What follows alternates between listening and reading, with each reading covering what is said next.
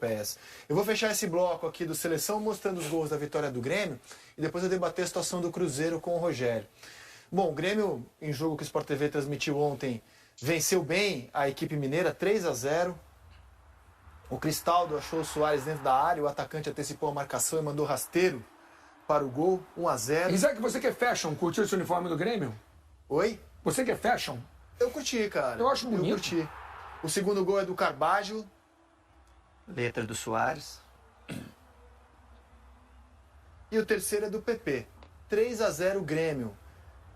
Resultado que mantém o Grêmio com uma campanha espetacular. Espetacular a campanha do Grêmio. Quem tá vindo da Série B, né, principalmente. A perspectiva não era essa, não. Então, a perspectiva era que o Grêmio estivesse mais ou menos onde está o Cruzeiro. Que foi o campeão da Série B de forma brilhante. O Grêmio até sofreu para subir. E o Grêmio está no G4. Um trabalho forte do Renato. Até um tempo atrás ele tinha reclamado da questão do elenco e depois daquela entrevista ele começou a reagir e ali tá brigando por Acho G4. que o Renato é um dos senadores do ano no futebol brasileiro. Porque o elenco não era para competir. Quando ele reclamou, ele tava sem o Ferreirinho. O Ferreirinho voltou e aí ele mudou o jeito de jogar, botou 3 zagueiros algumas vezes para ter velocidade, enfim. É um grande trabalho do Renato Gaúcho. Mais um, sem dúvida, na minha opinião. Sem dúvida. Um trabalho, assim, de saltar aos olhos. E pergunta ao Rogério qual é o impacto dessa derrota do Cruzeiro, um time que não vem conseguindo somar pontos no campeonato, Rogério. É um placar que dá uma sacudida, né? E quase foi 4-0, porque o Grêmio ainda teve um gol anulado no final. Foi talvez a pior atuação do Cruzeiro no Campeonato Brasileiro, a ponto do Pepa, técnico do Cruzeiro, dizer claramente na coletiva que o time jogou tão mal no primeiro tempo que, se pudesse, no intervalo, substituiria 10 jogadores da equipe do Cruzeiro, se fosse possível, né? Ele disse que foi uma atuação muito ruim, mas pela competitividade que o Cruzeiro não apresentou em campo, não foi um time agressivo em campo, segundo ele. Ele disse que pode até passar pano quando o jogador cometeu algum erro técnico, né? Mas falta de vontade não pode ter. Até porque o Cruzeiro custou muito para voltar para a Série A, segundo ele, e isso é uma grande verdade. Então o Cruzeiro não pode ser apático em qualquer jogo da Série A do futebol brasileiro. Estava enfrentando o Grêmio, terceiro colocado, um dos melhores times do Campeonato Brasileiro.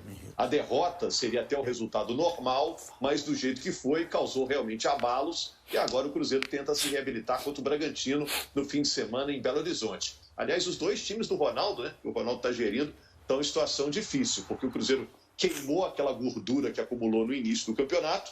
Talvez o Cruzeiro tenha surpreendido no início da competição, deixando o seu torcedor bem acostumado, né, com o início muito bom, e agora essa gordura vai diminuindo. O Cruzeiro está a 4 pontos da zona de rebaixamento, que é a preocupação do Cruzeiro e da diretoria do Cruzeiro desde sempre, né? Manter o Cruzeiro na primeira divisão.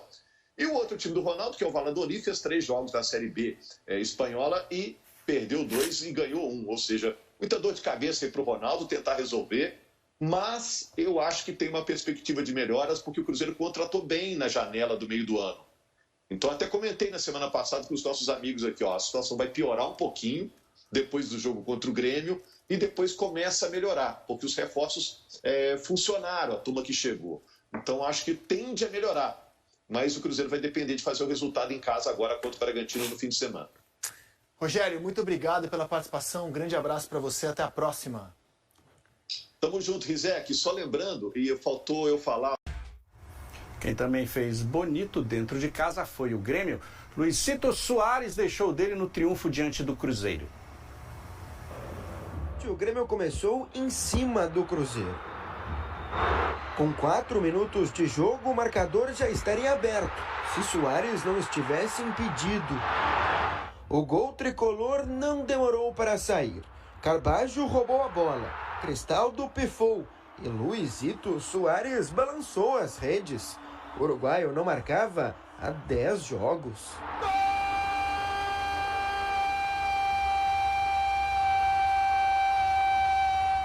Este tipo de exibição, este tipo de atitude competitiva é inadmissível.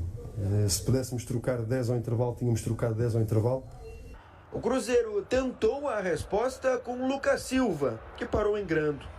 Arthur Gomes também arriscou de longe, só que arrematou para fora.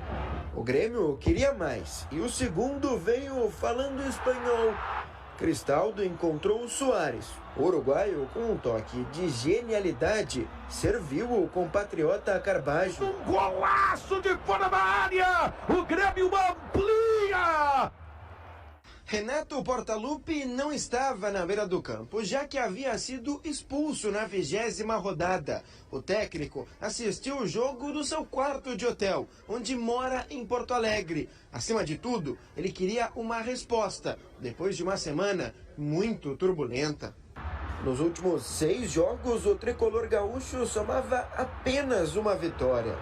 Petelo pagou o preço do momento delicado, indo para o banco de reservas. Ao entrar no jogo, o meia estancou os problemas e deixou o PP na cara do gol. PP marca para o Grêmio, que jogada! E que jogada! No passe açucarado de Ferreira, Bitelo fez o que seria o quarto do Grêmio, mas o impedimento foi assinalado. Grêmio 3, Cruzeiro 0. Futebol é matemático. E quando a gente fala de superioridade numérica, a gente fala de matemática. Seja ela feita pelo lado ou seja ela feita pelo centro do campo.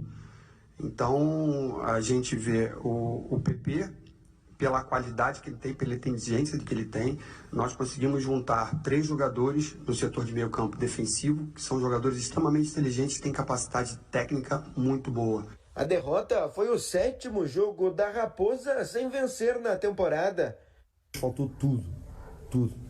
Hoje, em termos exibicionais, em termos de performance, em termos de tudo, batemos no fundo. Portanto, temos é que nos reerguer, fecharmos a cara, fecharmos o que temos a fechar entre nós. A cobrança é muito grande, tanto de fora, mas acima de tudo, acreditem, a cobrança interna é maior ainda. Agora, o que é inexplicável é aquilo que aconteceu hoje dentro de campo, que é, como eu já disse, que é inadmissível. Vamos para a nossa primeira